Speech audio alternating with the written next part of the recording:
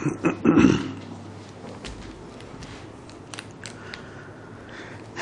Morning બાળકો. જુઓ ભાઈ, આજના લેક્ચરમાં આપણે ગઈ વખતે જો આખું 7મું ચેપ્ટર પ્રત્યાવર્તી પ્રવાહ જે છે એ આપણે ભાઈ પૂરું કરી કાઢ્યું હતું. મસ્ત વાંચતે ગાજતે ઢોલી તારો ગઈના ભાઈ. અને હવે જુઓ આગળ આપણે આજે એના સૂત્રો રિવાઇઝ કરી નાખીએ એટલે તમને મજા પડી જાય દાખલા કરવામાં. જોજો, સૌથી પહેલાં ચેપ્ટર નંબર 7 ભાઈ પ્રત્યાવર્તી પ્રવાહ. ચલો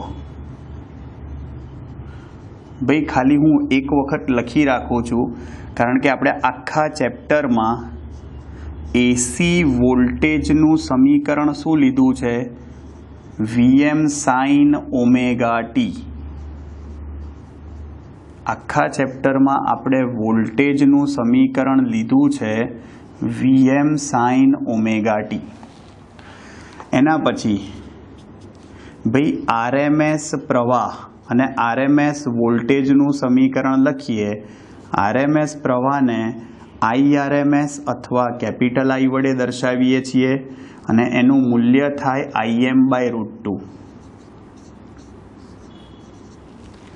અને જો તમે આરએમએસ વોલ્ટેજ લખવા જાઓ આવી જ રીતે, તો આરએમએસ વોલ્ટેજ VRMS અથવા એકલો V લખાય અને એનું સૂત્ર થાય Vm/√2. આ ખાસ ધ્યાન રાખજો.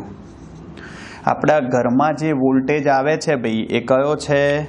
VRMS. હા, આ ખાસ ધ્યાન રાખજો. એના પછી ત્રીજું, હવે ભાઈ માત્ર અવરોધ ધરાવતા એસી પરિપથ માટે, માત્ર અવરોધ ધરાવતા એસી પરિપથ માટે પ્રવાહનું સમીકરણ. ભાઈ એના માટે વિદ્યુત પ્રવાહ એનું સમીકરણ જો તમે લખવા જાઓ તો એ સમીકરણ શું લખાય? ભાઈ ખાસ ધ્યાન રાખજો, I બરાબર શું હતું? Im sin omega T. પણ Imની જગ્યાએ શું લખાય? Vm/R sin omega T. એટલે કે ભાઈ અહીં સમાન કળામાં હોય, વિદ્યુત પ્રવાહ અને વોલ્ટેજ સમાન કળામાં હોય. જુઓ ચોથું, ભાઈ તત્કાલીન પાવર માત્ર અવરોધ ધરાવતા પરિપથ માટે, ધરાવતા એસી પરિપથ માટે તત્કાલીન પાવર ભાઈ શું લખાય? તત્કાલીન પાવર I²R. અને I શું લખાય ભાઈ? Im² sin² omega T into R. આ સમયની સાથે બદલાય. અને ભાઈ જો તમે સરેરાશ પાવર લખવા જાઓ, આપણે કીધું હતું sin² કે cos² નું સરેરાશ P12 લખીએ છીએ ભાઈ, અથવા કેપિટલ P લખીએ છીએ.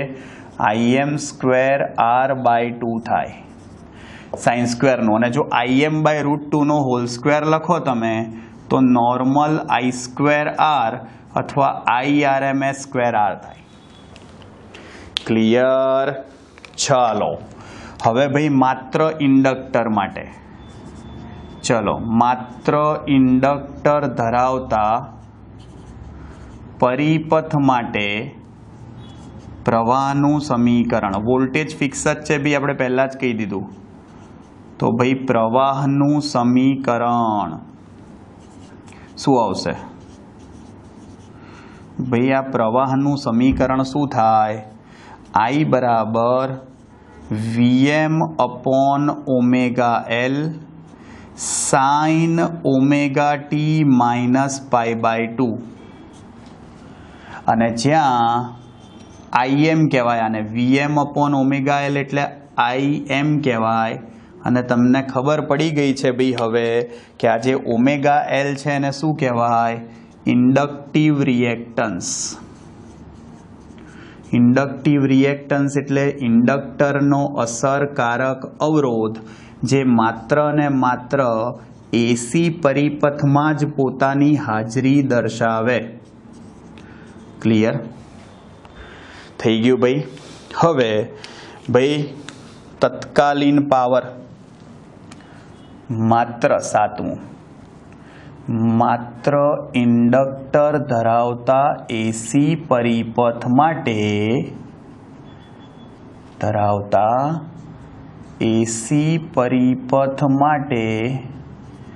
તત્કાલીન પાવર, યાદ છે ભાઈ શું આવે તત્કાલીન પાવર એસી પરિપથ માટે? ભાઈ આવું આવે Vm/Im/2 હા માઇનસ સાઇન 2ωt, માઇનસ આગળ બી લખી શકો.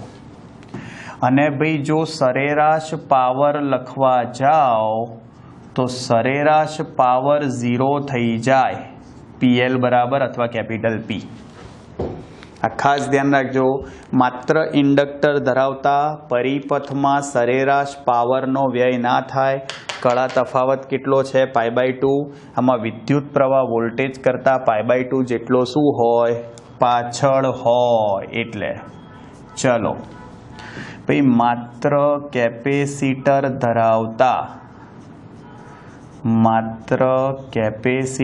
ધરાવતા એસી પરિપથ માટે વિદ્યુત પ્રવાહનું સમીકરણ.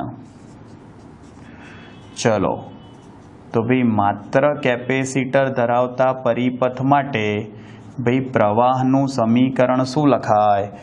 I બરાબર Vm/1/ωc ભાઈ સાઇન ωt પ્લસ π/2, એટલે કે વિદ્યુત પ્રવાહ એ વોલ્ટેજ કરતાં કળામાં π/2 જેટલો આગળ છે.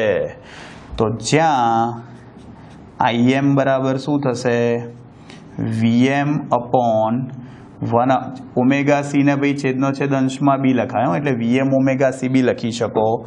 પરંતુ આ જે છે 1/ωc એ શું છે? તમારો કેપેસિટિવ રિએક્ટન્સ.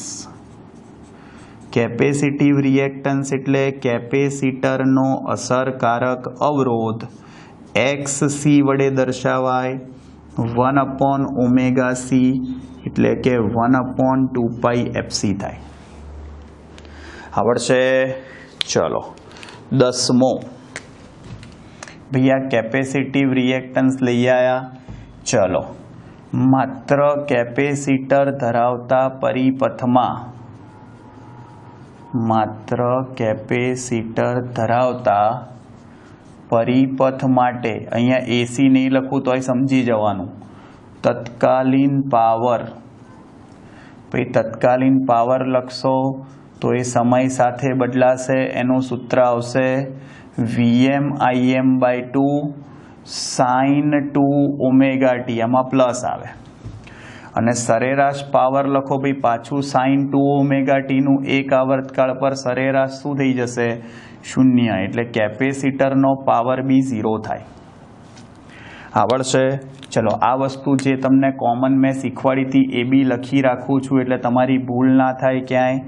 સાઇન ωt લખું કે કોસ ωt લખું, એનું એક આવર્તકાળ પર સરેરાશ 0 લખતા હતા. અને ભાઈ સાઇન સ્ક્વેર અને કોસ સ્ક્વેર ωt નું સરેરાશ, સાઇન સ્ક્વેર અને કોસ સ્ક્વેર ωt નું સરેરાશ શું થઈ જાય? 1/2. યાદ આવ્યું? સિમ્પલ, મસ્ત છે ભાઈ. જોજો એના પછી 12મો.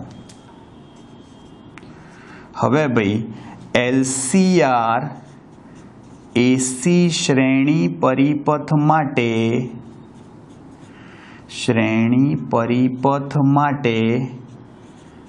ભાઈ જોજો ઇમ્પિડન્સ. ભાઈ આપણે એનો જે અવરોધ છે અસરકારક, એને ઇમ્પિડન્સ કહીએ છીએ. અને ઇમ્પિડન્સનું સૂત્ર છે √R² plus XC minus XL². અને આપણે અહીંયા એવું લઈએ છીએ કે XC ગ્રેટર દેન XL છે. ઊંધું પણ આપી શકે. તો XL - XC નો સ્ક્વેર કરવાનો. રૂટમાં સ્ક્વેર કરશો તો ધન જ આવશે, ભાઈ કંઈ ફરક નહીં પડે. ચલો 13મો. ભાઈ LCR AC શ્રેણી પરિપથ માટે સાંભળજો, કળા તફાવત બહુ જ કામનું સૂત્ર છે ભાઈ. આ કળા તફાવત તમે જો લખવા જાઓ તો tan phi બરાબર આપણું સૂત્ર શું આવે? XC - XL/R. આમાં તમે tan ઇન્વર્સ પણ લખી શકો. હવે જુઓ, જો પરિપથમાં તમને R અને L આપ્યું હોય, C ના આપ્યું હોય, સિમ્પલ ભાઈ જે હોય એ રાખવાનું, બાકી બધું કાઢી નાખવાનું. C ના આપ્યો હોય તો કાઢી નાખો, તો √R² + XL² થાય. અહીંયા પણ જુઓ, C ના આપ્યો હોય તો XC કાઢી નાખો, -XL/R. માઇનસનો મતલબ બીજો કંઈ નહીં, પ્રવાહ પાછળ છે, કળા તફાવત. ચલો, R અને C આપ્યું હોય, L ના આપ્યું હોય તો XL કાઢી નાખો. XL કાઢી નાખો તો અહીંયા બી કાઢી નાખો, તો XC/R થઈ જાય. એટલે એ બધા સૂત્રો આપણે અલગ અલગ નથી લખતા, આ ધ્યાન રાખજો. ક્લિયર? આ બહુ જ અગત્યની વસ્તુ થાય ભાઈ. જુઓ, સિમ્પલ. અને ભાઈ જોજો, વોલ્ટેજ લખું છું, સાંભળજો હો. LCR AC શ્રેણી પરિપથમાં, સાંભળજો, જો તત્કાલીન વોલ્ટેજ હોય ને, તત્કાલીન, તો કિર્ચોફના બીજા નિયમ મુજબ VR + VL + VC લખાય. આપણે વૈશ્લેષિક રીતમાં બી એવું જ વાપર્યું હતું. તત્કાલીન વોલ્ટેજ V બરાબર, ભાઈ શ્રેણી જોડાણમાં આપણે વોલ્ટેજનો સરવાળો કરતા હતા એવી રીતે, પણ ભાઈ તત્કાલીન હોય ને તો જ એવું થાય. જો RMS મૂલ્યો લો તમે તો ભાઈ તમારે ફેઝરનો ઉપયોગ કરવો પડે, અને ભાઈ વોલ્ટેજના RMS મૂલ્યો માટે ભાઈ આપણને ખબર છે, એના માટે ભાઈ આપણે આવું લખતા હતા, V બરાબર ભાઈ VR + VC + સદિશ, ભાઈ ફેઝર વોલ્ટેજ લખતા હતા, યાદ આવ્યું? અને ફેઝર લખો, ફેઝર, તો તમને યાદ હશે કે જ્યાં VR અને VC - VL પરસ્પર લંબ હતા, અને માટે ભાઈ વોલ્ટેજ લખો તમે તો એનું સૂત્ર આવું થાય, √VR² + VC - VL². ખાસ ધ્યાન રાખજો, જો તત્કાલીન વોલ્ટેજ લો તો VR + VL + VC થાય. ભાઈ આવું આપણને સમજૂતી પ્રકારના પ્રશ્નમાં પણ આપણે જોયું હતું. જુઓ, થઈ ગયું, આવડે ભાઈ, સિમ્પલ છે એકદમ. જોજો. અને હવે ભાઈ આપણે આના માટે પણ પાવર જોઈ લઈએ. જોજો, એ પહેલાં ભાઈ અનુનાદની વાત કરી હતી, ચલો એ કરી જ લઈએ. અનુનાદના સૂત્ર કહી દઈએ પહેલાં. लो चलो. तू सफर मेरा है, तू ही मेरी मंजिल, तेरे बिना गुजारा ए दिल है मुश्किल, तू मेरा खुदा. है तू दुआ में शामिल, तेरे बिना गुजारा ए दिल है मुश्किल. જોજો ભાઈ, 15મું સૂત્ર આવ્યું. ભાઈ 15મું સૂત્ર જુઓ શું કહે છે. ભાઈ અનુનાદ, સૌથી પહેલા અનુનાદ LCR AC શ્રેણી પરિપથ માટે અનુનાદની શરત. અનુનાદની શરત.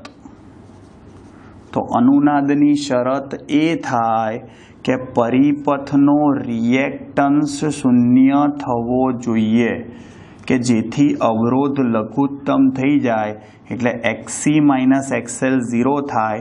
તમે એવું બી કહી શકો XC બરાબર XL થાય એટલે કે આવું. આમાંથી કંઈ પણ કહી શકો. આવડે? જોજો, LCR AC શ્રેણી પરિપથ માટે અનુનાદ આવૃત્તિને કોણીય આવૃત્તિ. LCR AC શ્રેણી પરિપથ માટે અનુનાદ કોણીય આવૃત્તિ. અનુનાદ કોણીય આવૃત્તિ શું આવે ભાઈ? ω0 1/√LC. શું આવશે ભાઈ? ω0 1/√LC. અને જો અનુનાદ આવૃત્તિ લખું તો અનુનાદ આવૃત્તિ 2π શું થશે? f0 છેદમાં નાખી દો 1/2π√LC થાય. હા, સિમ્પલ. અને ભાઈ અનુનાદની સ્થિતિમાં પ્રવાહનો કંપ વિસ્તાર. અનુનાદની સ્થિતિમાં પ્રવાહનો કંપ વિસ્તાર શું આવે ભાઈ?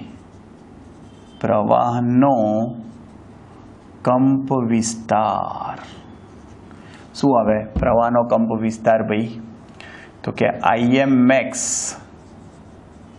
શું આવતું હતું ભાઈ? Vm/R. કારણ કે Z બરાબર R થઈ જાય તમે √2 Vrms/R પણ લખી શકો. ક્લિયર? જોજો. એના પછી 18મું ભાઈ, એના પછી ક્યુ ફેક્ટર માટે આપણે ભાઈ પહેલા બેન્ડવિડ્થ લાવતા હતા. બેન્ડવિડ્થ એટલે શું? મહત્તમ પાવર અડધો થાય એ 2Δω નું સૂત્ર સાબિત કરીને શું લાયા હતા? R/L. આ ધ્યાન રાખજો ભાઈ. અને ભાઈ ક્યુ ફેક્ટર, ક્વોલિટી ફેક્ટર, ગુણવત્તા માપક અંક જે કહે ભાઈ, વ્યાખ્યા પરથી એનું સૂત્ર હતું અનુનાદ કોણીય આવૃત્તિ અને બેન્ડવિડ્થનો ગુણોત્તર. આપણે સાદું રૂપ આપી અને જો આ 2Δω કિંમત મૂકો તો ω0L/R થાય. ω0L બરાબર તો 1/ω0C કહેવાય એટલે 1/ω0CR થાય. અને સાબિત કરીને સૂત્ર લાયા હતા 1/R√L/C. એટલે કે ક્યુ ફેક્ટર એ પરિપથના 3 ઘટકો પર આધાર રાખે. ખબર પડી? અને ક્યુ ફેક્ટર શું છે ભાઈ? તો કે ક્યુ ફેક્ટર અનુનાદ વક્રની તીક્ષ્ણતાનું માપ આપતી રાશિ. અનુનાદ વક્રની તીક્ષ્ણતાનું માપ આપતી ભૌતિક રાશિ દર્શાવે છે.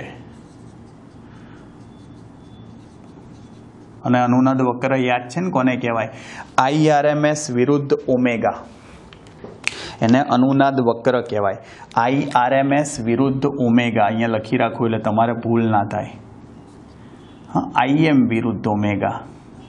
આપણે IM વિરુદ્ધ ઓમેગા દોરીએ છીએ. આવડશે? જુઓ હવે ભાઈ આ ક્યુ ફેક્ટરની વાત કરી, બેન્ડવિડ્થની વાત કરી. હવે ભાઈ જોજો પાવર. ભાઈ LCR AC શ્રેણી પરિપથ માટે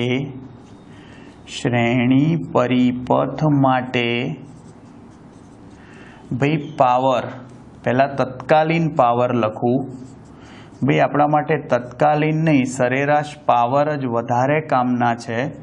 સ્મોલ p એનું સૂત્ર થાય ભાઈ Vm/Im શું હતું ભાઈ? sin ωt into sin ωt plus phi.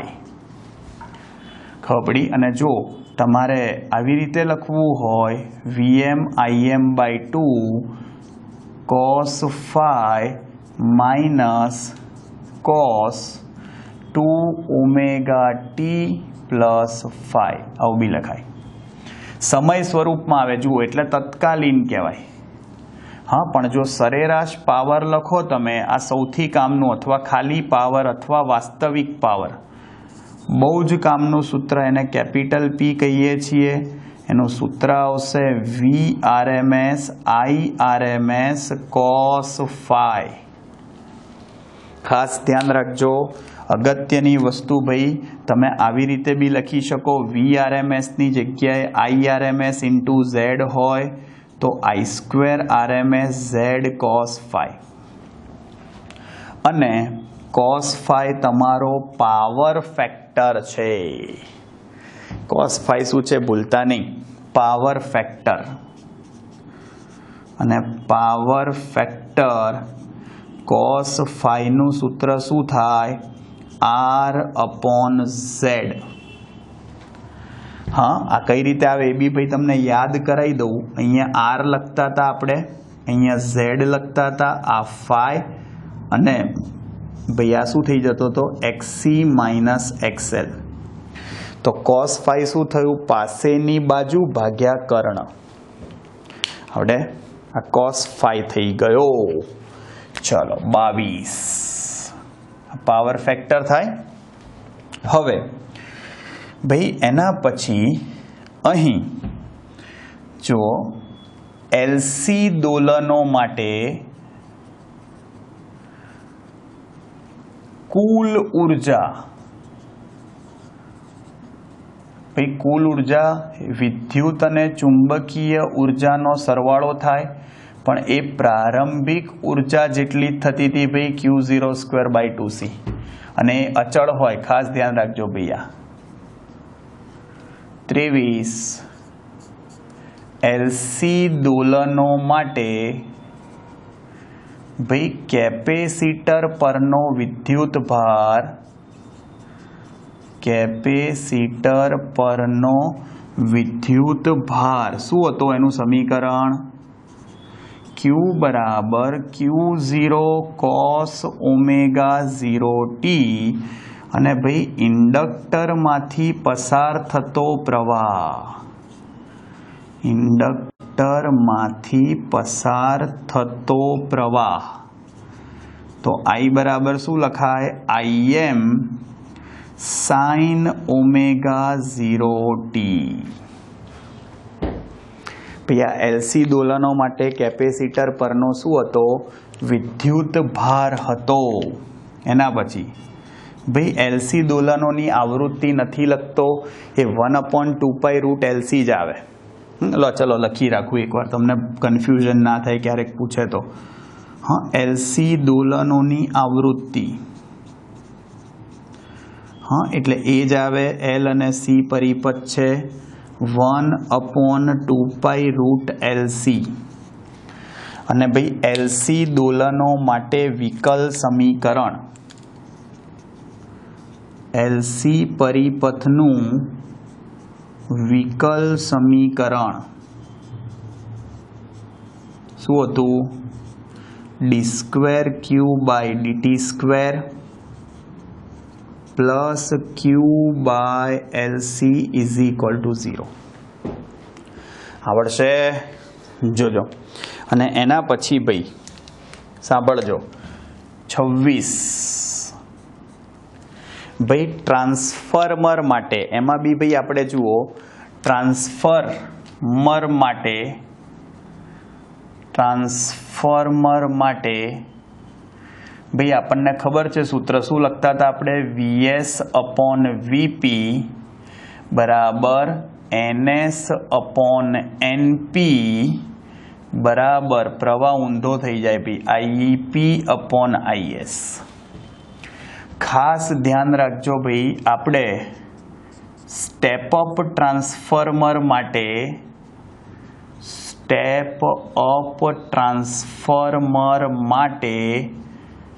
Transformation ગુણોત્તર અથવા ગુણાંક, ટ્રાન્સફોર્મેશન ગુણાંક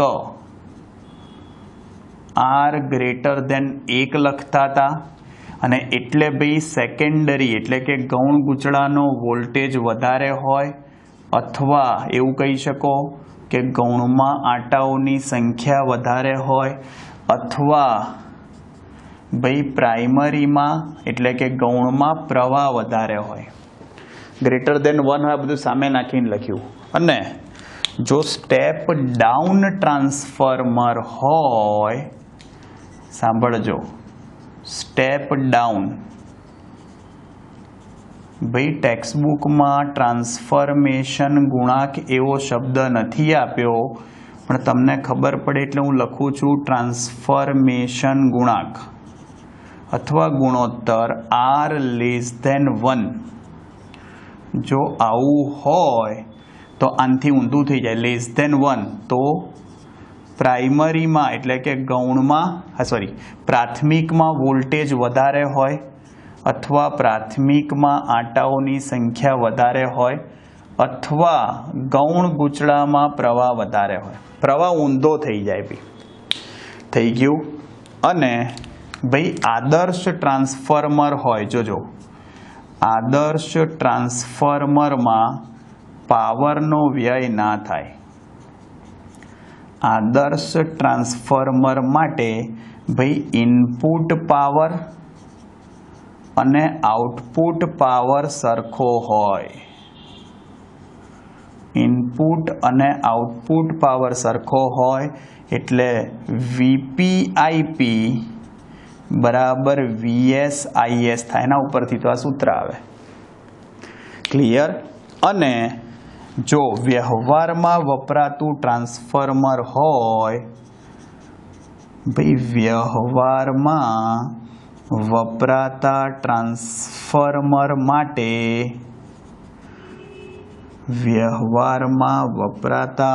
ટ્રાન્સફોર્મર માટે કોમન સેન્સની વાત છે, ઉર્જાનો વ્યય થઈ જાય એટલે ઇનપુટ પાવર કરતાં આઉટપુટ પાવર હંમેશા ઓછો મળે. ઇનપુટ પાવર હંમેશા મોટો હોય, VPIP ગ્રેટર દેન VSIS થાય. અથવા એવું બી બોલી શકો આઉટપુટ પાવર ઇનપુટ પાવર કરતાં ઓછો હોય. થઈ ગયું. જુઓ ચકાચક ભાઈ, બધા સૂત્રો ચેપ્ટરના આપણે ચલાવી દીધા. ડન. કમ્પ્લીટ થઈ ગયું ભાઈ તમારું 7મું ચેપ્ટર. આવડશે? જુઓ નેક્સ્ટ ટાઈમ ભાઈ નવું ચેપ્ટર ચાલુ કરીશું, વિદ્યુત ચુંબકીય તરંગો, 8મું. મળીએ ભાઈ તો નેક્સ્ટ લેક્ચરમાં. ત્યાં સુધી આવજો. બાય. See you. टाटा. सब्बा खैर. सायोनारा. हस्ता ला वेस्ता. फिर मिलेंगे चलते चलते. खुदा हाफिज. दास विदानिया. जय श्री कृष्ण. जय अम्बे. जय हिंद. जय भारत. वंदे मातरम. Take care.